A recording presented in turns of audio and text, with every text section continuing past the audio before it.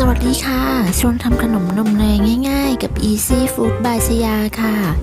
คลิปนี้จะมาชวนทำเค้ก Red Velvet ค่ะเนื้อเค้กกำมะหยี่สีแดงกับครีมชีสอร่อยๆรับรองว่าอร่อยฟินลืมอ้วนกันเลยนะคะเทศกาลคริสต์มาสและปีใหม่ที่จะถึงนี้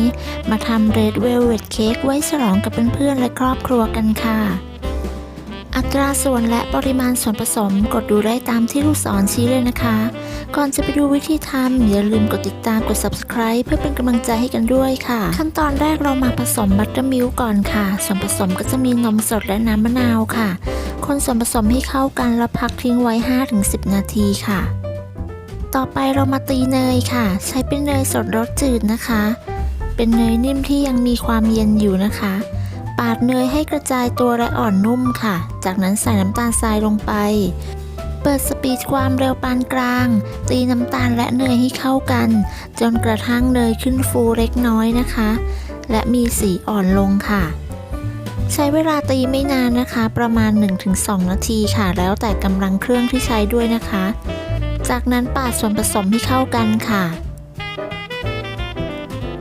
ต่อไปให้เราใส่ไข่ค่ะตอกไข่ทีละ1 ฟองนะคะใส่ไปในส่วนผสมค่ะเปิดสปีดความเร็วปานกลางตีเนยและไข่ให้เข้ากันค่ะจะใช้เป็นไข่ไก่เบอร์ 2นะคะจากนั้นใช้ไม้พายปาดส่วนผสมให้ทั่วค่ะจากนั้นใส่ไข่ลงไปอีก1 ฟองค่ะตามด้วยกลิ่นวานิลาเปิดสปีดความเร็วปานกลางตีส่วนผสมให้เข้ากันค่ะตีไม่นานนะคะแค่ให้ส่วนผสมเข้ากันก็พอค่ะจากนั้นปาดส่วนผสมให้เข้ากันค่ะต่อไปเราจะมาเตรียมแป้งค่ะก็จะมีแป้งเค้กผงฟูเบกกิ้งโซดาเกลือและผงโกโก้ค่ะใส่ส่วนผสมทั้งหมดรวมกันจากนั้นเราก็จะร่อนส่วนผสมให้เข้ากันค่ะร่อนส่วนผสมรวมกันจำนวน1 รอบค่ะต่อไปเราจะนำแป้งที่ร่อนได้ไปใส่ในส่วนผสมของเนยที่ตีไว้ค่ะโดยการแบ่งใส่แป้ง3 ครั้งสลับกับการใส่บัตเตอร์มิลค์2 ครั้งนะคะครั้งแรกใส่แป้งลงไปส่วนหนึ่งก่อนค่ะเปิดสปีดความเร็วต่ำตีส่วนผสมให้เข้ากันจากนั้นใช้ไม้พายปาดส่วนผสมให้ทั่วค่ะใส่บัตเตอร์มิลค์ที่เราทำไว้ในขั้นตอนแรกนะคะใส่ลงไปครึ่งหนึ่งก่อนค่ะแล้วก็ตีส่วนผสมด้วยสปีดความเร็วต่ำค่ะเสร็จแล้วใช้ไม้พายปาดส่วนผสมให้ทั่วค่ะแล้วก็ใส่แป้งลงไปครั้งที่2ค่ะเปิดสปีดความเร็วต่ำตีส่วนผสมให้เข้ากันค่ะแล้วก็ใช้ไม้พายปาดส่วนผสมอีกรอบหนึ่งจากนั้นใส่บัตเตอร์มิลค์ที่เหลือลงไปให้หมดเลยค่ะเปิดสปีดความเร็วต่ำเหมือนเดิมนะคะตีส่วนผสมให้เข้ากันจากนั้นใส่แป้งที่เหลือลงไปทั้งหมดได้เลยค่ะตีส่วนผสมให้เข้ากันด้วยสปีดความเร็วต่ำเหมือนเดิมค่ะจากนั้นใช้ไม้พายปาดส่วนผสมให้ทั่วค่ะจากนั้นหยดสีผสมอาหารสีแดงลงไปในส่วนผสมค่ะจะหยดลงไปประมาณ 7-8 หยดนะคะเพื่อนๆอาจจะใช้น้อยกว่านี้หรือมากกว่านี้ก็ได้ค่ะจากนั้นเปิดสปีดความเร็วต่ำตีส่วนผสมให้เข้ากันค่ะตีไม่นานนะคะแค่ให้ส่วนผสมเข้ากันก็พอค่ะ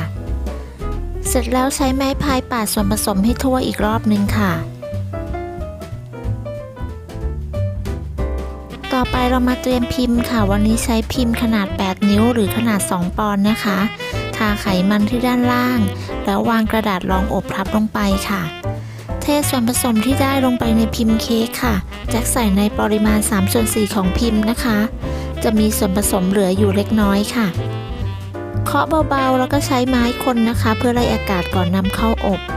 จากนั้นก็นำเข้าอบได้เลยค่ะอบด้วยอุณหภูมิ170 องศานะคะจะใส่เป็นไฟบนล่างค่ะ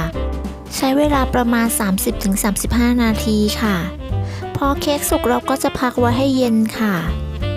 ต่อไปเรามาตีครีมค่ะตีครีมนะคะจะใช้เป็นเนยสดจืดค่ะตีให้เนยกระจายตัวและอ่อนตัวค่ะจากนั้นก็ใส่น้ำตาลไอซิ่งลงไปค่ะจาก จากนั้นแจ็คใช้สปีดความเร็วปานกลางตีเนยและน้ำตาลไอซิ่งให้ขึ้นฟูและมีสีอ่อนลงค่ะจากนั้นให้พักส่วนผสมของเนยไว้ก่อนค่ะต่อไปเรามาตีครีมชีสค่ะครีมชีสที่ใช้ควรนำออกมาจากตู้เย็นให้เขาอ่อนตัวก่อนนะคะจากนั้นเปิดสปีดความเร็วปานกลางตีครีมชีสให้ขึ้นฟูและอ่อนนุ่มค่ะหลังจากตีครีมชีสจนขึ้นฟูดีแล้วก็ให้นำครีมชีสที่ตีได้ไปผสมกับเนยที่เราตีไว้ค่ะใส่ครีมชีสลงไปในเนยและน้ำตาลไอซิ่งที่เราตีไว้นะคะจากนั้นใส่กลิ่นวานิลาค่ะเปิดสปีดความเร็วปานกลางตีส่วนผสมของเนยและครีมชีสให้เข้ากันค่ะตีส่วนผสมเข้ากันดีแล้วเราก็นำไปปาดเค้กกันได้เลยค่ะเค้กที่พักไว้จนเย็นแล้วนะคะให้เรานำมาสไลด์ค่ะจะสไลด์เป็น3ชั้นนะคะพรมน้ำเชื่อมหรือซูก้าไซรัปบนเนื้อเค้กค่ะ